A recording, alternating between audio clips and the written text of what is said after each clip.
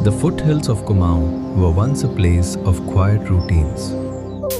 Families lived by the rhythm of the sun. Days began with firewood collection, cattle grazing, small trading routes, and the soft sound of women cutting grass for fodder. There was hardship, but also peace. This land, dense forests, steep ravines, narrow paths, had always been home to tigers.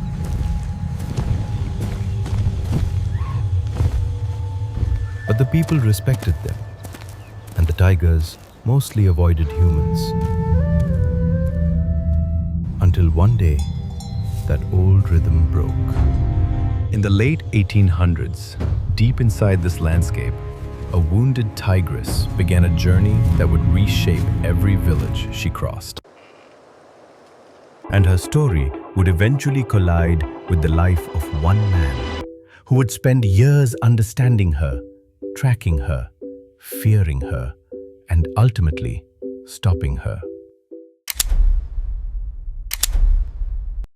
The Champawat Tigress did not begin as a killer of humans. She was once a normal predator, powerful, graceful, and feared by deer and boar. For years, she hunted only her natural prey. She avoided villages, as most big cats do. But fate changed her life in one moment. A hunter's bullet shattered her upper and lower right canines. To a tiger, this is not just injury. This is starvation. A tiger's canines are tools of precision. They hold, pierce, grip. Without them, hunting large prey becomes nearly impossible. Wounded, starving, desperate, she had to choose a different path. And in doing so, she discovered something devastating. Humans are easier to kill. Her first human kill was quick, accidental perhaps, but she learned from it. She learned that humans were slow, distracted, vulnerable. One human kill became two, two became 10, 10 became hundreds. And when Nepal could no longer endure her, soldiers were deployed. But she outsmarted every patrol. Eventually, pressured by military patrols, the tigress crossed the Mahakali River and entered India. And here, in the steep mountains of Champawat, her legend began. When the tigress arrived in Champawat, she didn't strike immediately. She studied, she watched, she listened. She learned the daily routines of the people. When they gathered wood, when children walked to school, when women climbed to springs to fetch water. The tigress used the forest edge like a wall. She stayed just inside the shadows. Her stripes blended with the vertical lines of trees. The tigress used the forest edge like a wall. She did not rush her attack. Sometimes she followed humans for an hour, waiting for one person to slow down, one to bend over, one to be alone. And when that moment came, she struck with such silence that most victims never had time to scream. The only evidence of a kill was what remained on the path: a basket dropped in fear, a shawl caught on thorns, footprints dragged into the forest. Every family in Champawat lost someone, or feared they soon would. With each kill, the tigress learned something new. She positioned herself above narrow paths. From height, she could leap silently onto her prey. Every morning at sunrise, women walked to the same water sources. They were predictable, and predators survive by recognizing patterns. She avoided large groups. If she heard boots, she vanished. She roared deliberately to keep fear alive. Fear meant fewer people outside, fewer hunters looking for her, more chance to strike when someone eventually had to leave home. As months passed, normal life collapsed. Children stopped attending school. Women refused to fetch water unless in groups of 20. Men carried axes to open the front door.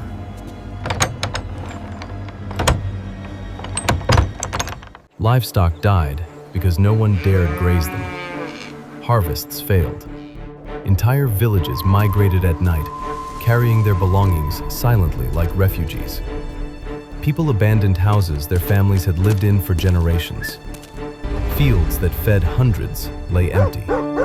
At night, every sound, a twig breaking, a dog barking, could be the tigress. Fear ruled Champawat.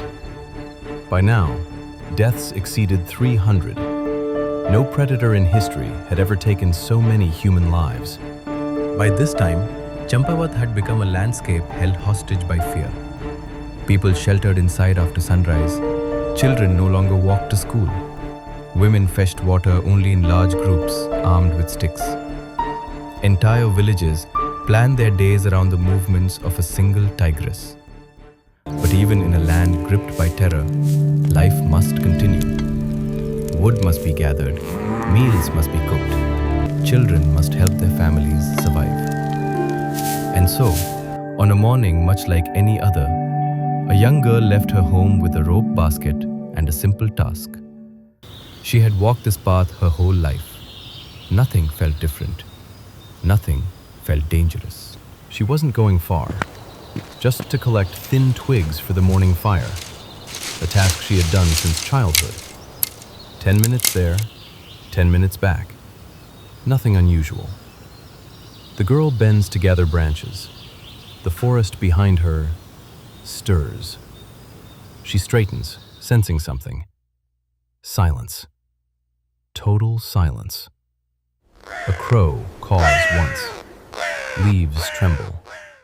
A low, rhythmic breathing, almost inaudible. The girl turns slowly. In Kumaon, everyone knew what drag marks meant. Villagers followed the trail until they feared going further. They knew the tigress was near, maybe watching them even then. This was her last victim. And this death finally brought Jim Corbett to the hunt. Jim Corbett had spent his life in the forests of Kumaon. Barefoot as a child, he had learned the language of the jungle, the meaning of broken twigs, the tone of a bird's alarm, the faintest imprint in mud. He was not a trophy hunter. He was a man who understood predators. Corbett dismounts, shakes hands with village headmen, and listens quietly as they describe the attack. He doesn't interrupt. He doesn't give orders. He just listens. His first task was not to kill the tigress. It was to understand her. A good tracker doesn't look for the animal. He looks at what the animal has seen, done, touched, changed. As he walks, a bird gives a short alarm call. He stops. A langur monkey leaps away high in the branches. He notes the direction. A faint smell of carrion hangs in the air. He notes the age. A cluster of flies buzzes in a shaft of light. He stops and crouches. Corbett finds a faint pug mark near a small spring. But unlike normal tigers, this one is asymmetrical. He measures it with a stick. Old wound. She's walking uneven. The broken canines had changed not just how she hunted, out there in the dark, but how she walked. That beast is close, waiting for an opportunity. वो उन्हें इतनी खामोशी से ले जाती है। मेरी बहन मेरे आगे चल रही थी। मैं जूता बांधने के लिए झुका, जब ऊपर देखा, वो गायब थी। न कोई चीख, न कोई आवाज। हमें सिर्फ पैरों के निशान मिलते हैं, कभी-कभी वो भी नहीं। वो गांवों के पास नहीं खाती, लाश को बहुत दूर घसीट कर ले जाती है। He understood one thing clearly. This wasn't a tiger hunting out of aggression. This was a tiger forced into human conflict, and now perfected in hunting humans. He began with the trail left by the girl from Fungar. Human beings fight for life.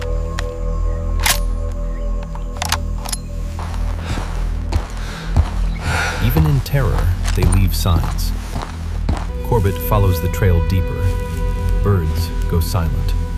A branch snaps somewhere far away. He crouches instantly. Every sense becomes sharp in the jungle. Sound is magnified. Silence becomes suspicious. Trails are not just marks on ground. They are stories. She was close.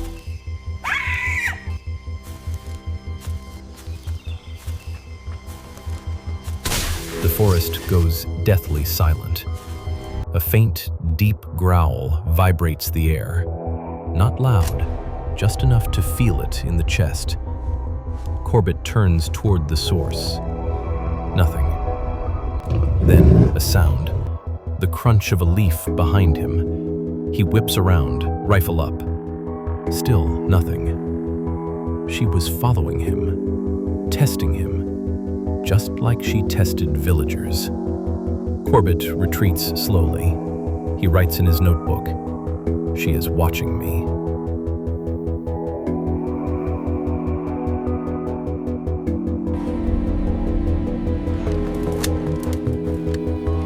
In that moment, Corbett understood. She was not afraid of him. Tigress is not down. She is was not afraid of Corbett anything. fires again. He dives behind a fallen log. The tigress swerves, disappears into shadows. Quiet again. Terrifying quiet. Corbett wipes sweat from his forehead. Corbett ने आज उस पर गोली चलाई। क्या उसने उसे मार डाला? वो उसके लिए आई थी। For years, people believed no one could face the tigress and survive. But Corbett had seen her and lived. For the first time in a decade, hope flickered. But fear grew too. If she nearly killed him, what chance did anyone else have? Corbett was no stranger to danger. But that day, when she charged him from the shadows, he realized he was hunting something unnaturally skilled. A predator shaped by pain, hunger, and a decade of killing. Corbett stops cleaning the rifle. He stares into the darkness. One chilling detail often ignored, the tigress sometimes chose not to finish a charge. Not because she feared humans, She could have but killed me because she had today if learned she wanted patience, to. control, strategy. The wind rustles through nearby trees. Corbett shivers, but not from cold. He knew tomorrow's encounter would be final. Either he would stop her, or she would stop him. The final hunt required a method known as a beat, driving the tiger toward a shooter by creating a wall of noise behind it. But a beat is dangerous. Too little noise, she escapes. Too much noise, she panics and charges into the crowd. Corbett steps forward and raises his hand. कोई line ना Silence. तोड़ो, कोई भागी ना।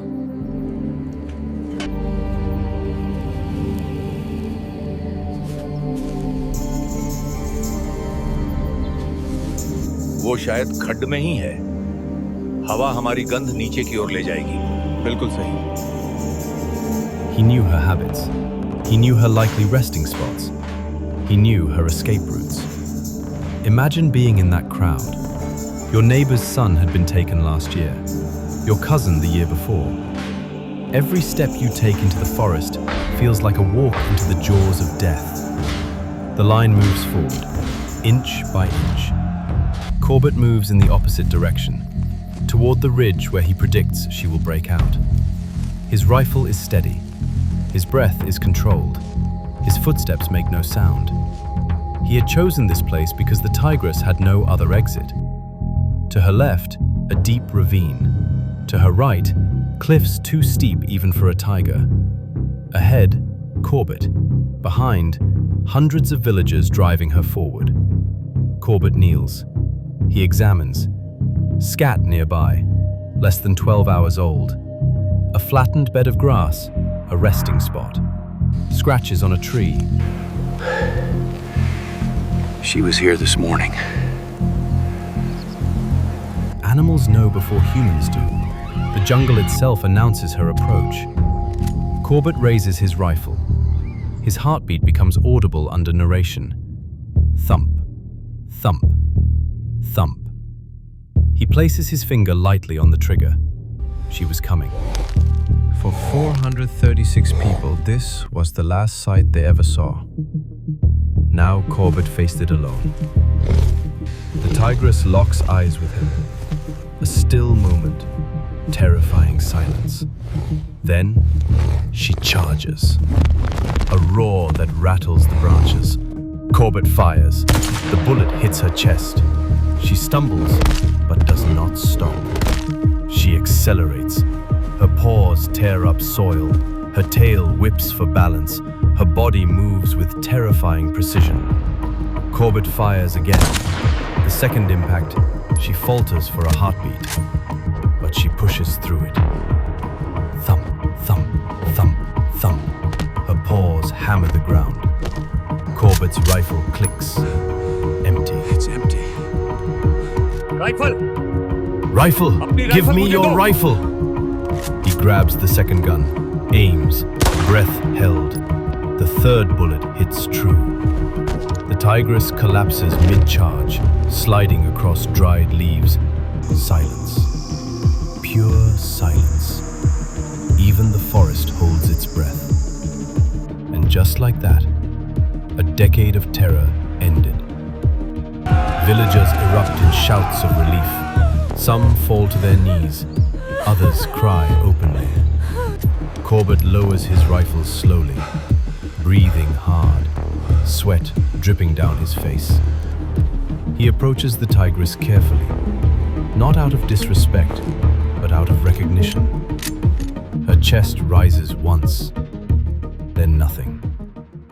Corbett kneels beside her. The final truth was undeniable. She had become a man-eater because she had no choice.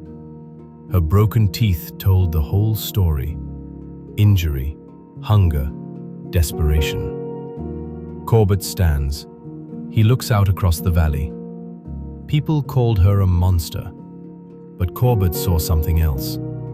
A wounded animal in a shrinking world. The forest that had echoed with fear for a decade fell silent, not with dread, but with relief.